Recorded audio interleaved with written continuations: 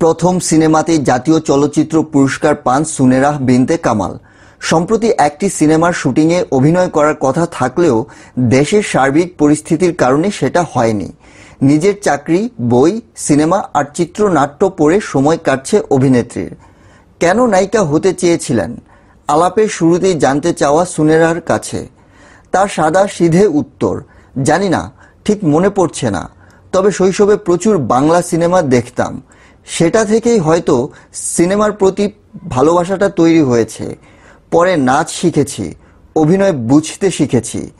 কেরিয়ারের শুরু থেকেই তিনি জানতেন যদি লক্ষ্য ঠিক থাকে তাহলে সাফল্যের চূড়ায় পৌঁছানো যাবে। সেই আশা নিয়ে এখনো পথ চলা তার অনেক বাকি। তারপর তাকে জিজ্ঞাসা করা হয়, নুহাশ হুমায়ুন কি শুধুই বন্ধু নাকি তারও বেশি কিছু?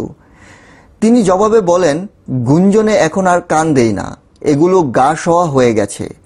মিষ্টি হাসি হেসে সুনেরা আরও বলেন, এটা অতীত, এখন শুরু হয়েছে আমি কেন নুহাসের সিনেমায় নেই। আমি একদিন নিজেই নুহাসকে ফোন দিয়ে ঘটনা বললাম। মজা করে নুহাস নিজেও বলল, তুমি আমার সিনেমায় নেই।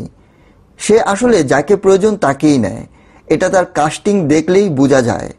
আমাদের বন্ধুত্ব নিয়ে অনেকেই অনেক কথা বলতে চায়, কিন্তু গুঞ্জন আমাদের সম্পর্ককে নষ্ট হতে দেয়নি। আমাদের অনেক দিন দেখা না হলেও যখনই দেখা হোক না কেন সম্পর্ক আগের মতোই থাকে। তবে কিছু মানুষকে জড়িয়ে গুঞ্জন শুনলে তাদেরকে এড়িয়ে চলি। মোট কথা, নুহাস আমার বন্ধু, তার বেশি কিছু নয়। ধন্যবাদ সবাইকে সঙ্গে থাকার জন্য।